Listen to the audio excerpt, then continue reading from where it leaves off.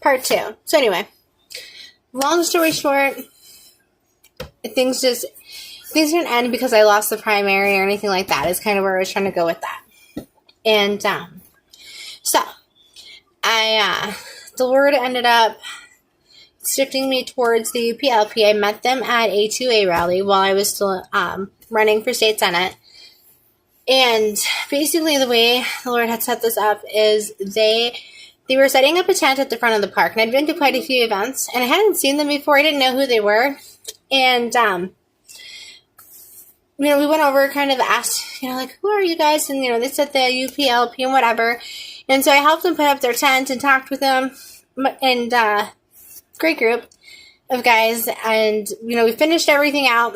And when I left, the Lord was reminding me of how, these guys were really kind of at the front of the park, like the way you would kind of come down. And he was saying how there were so many politicians who came that day who were saying, like, I want to help, vote for me.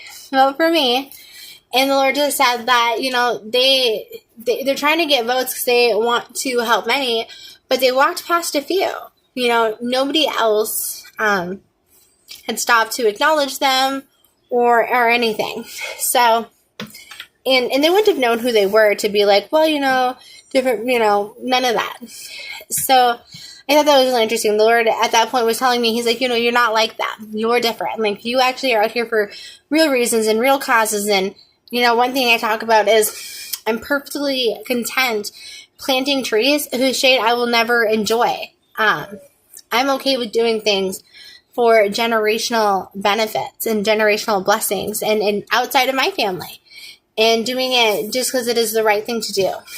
And also just having a deeper calling.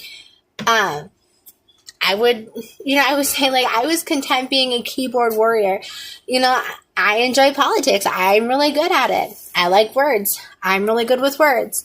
So when people would get all silly on, online and on Facebook, people would come to me and be like, go respond to this and da-da-da-da-da. And I was content doing that. And then the Lord said, no more of that. You're going to have to come out and do this thing for real. All right. So for the next part,